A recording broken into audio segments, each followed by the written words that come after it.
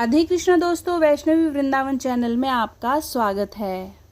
आइए सुनते हैं सावन शिवरात्रि की व्रत कथा। बोलो गणपति भगवान की जय। शिव पुराण के अनुसार एक समय में चित्रभानु नाम का एक शिकारी था। वो शिकार कर अपने परिवार को चलाता था। शिकारी के ऊपर साहूकार का काफी कर्ज था। वह कर्ज नहीं चुका पा रहा था। इसी के चलते साहूकार ने उसे बंदी बना लिया था। इस दिन शिवरात्रि थी। उसने दिन भर शिव का स्मरण किया और उपवास किया। ऐसे ही पूरा दिन गुजर गया। शाम को साहूकार ने चित्रभानु को एक दिन का समय दिया और कर्ज चुकाने के लिए उसे छोड़ दिया। कर्ज चुकाने के लिए चित्रभानु पूरा दिन बिना कुछ खाए पिए जंगल में शिकार ढूंढने लगा। ऐसे ही शाम निकल गई और रात हो गई। इसके बाद वो रात बीतने के इंतजार में बेल के पेड़ पर चढ़ गया। इसी पेड़ के नीचे शिवलिंग था। बिना जाने शिकारी बेलपत्र तोड़कर नीचे की तरफ गिरा रहा था, जो कि संयोगवश शिवलिंग पर गिर रहे थे।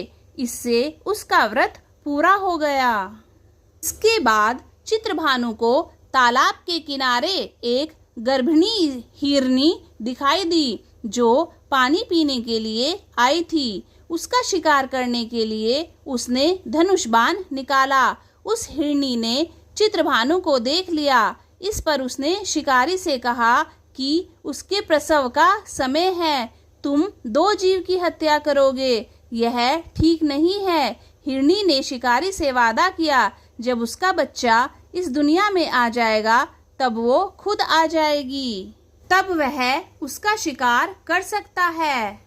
लेकिन अभी उसे जाने दे। शिकारी ने उसकी बात मान ली और जाने दिया। इसके बाद प्रत्यंचा चढ़ाने तथा ढीली करते समय कुछ शिवलिंग पर और बेलपत्र गिर गए। ऐसे में चित्रभानु से अनजाने में शिव की प्रथम पहर की पूजा भी हो गई। कुछ समय बीता। शिकारी को एक और हिरनी दिखी जो वहां से जा रही थी। उसे देखकर शिकारी बहुत खुश हुआ और शिकार करने के लिए तैयार हो गया।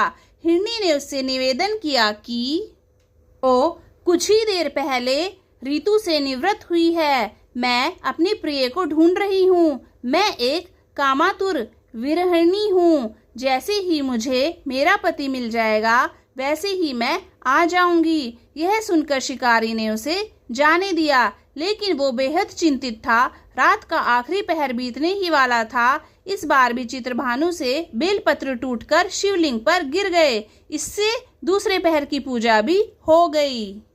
इसके बाद उसे एक और हिरनी दिखी। वो भी वहीं से जा रही थी। उसने उस हिरनी के शिकार का भी निर्णय लिया। उसने शिकारी से कहा कि मेरे बच्चे मेरे साथ हैं। मैं इन बच्चों को इनके पिता के पास छोड़कर आती हूँ। इस समय मुझे जाने दो। शिकारी ने कहा कि वो इससे पहले भी दो हिरनियों को छोड़कर देख चुका है। वह इस बार इस हिरनी को नहीं छोड़ेगा। इस पर हिरनी ने कहा कि वो उसका विश्वास करे। मैं लौटने की प्रतिज्ञा लेती हूँ।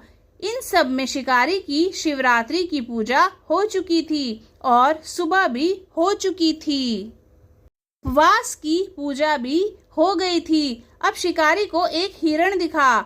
उसने निश्चय किया कि वो उसका शिकार जरूर करेगा। चित्रभानु ने प्रत्यंचा चढ़ा ली। इस पर हिरण ने कहा कि अगर उससे पहले आई 3 हिरनियों और उनके बच्चों का शिकार उसने किया हो तो उसका भी शिकार कर ले, जिससे उसे उनके वियोग में दुखी ना होना पड़े। लेकिन अगर उन्हें जीवन दान दिया है तो उसे भी छोड़ दे। जब वो उन सभी से मिल लेगा तो वो आ जाएगा। यह सुनकर शिकारी ने उस हिरण को रात भर का घटनाक्रम बताया।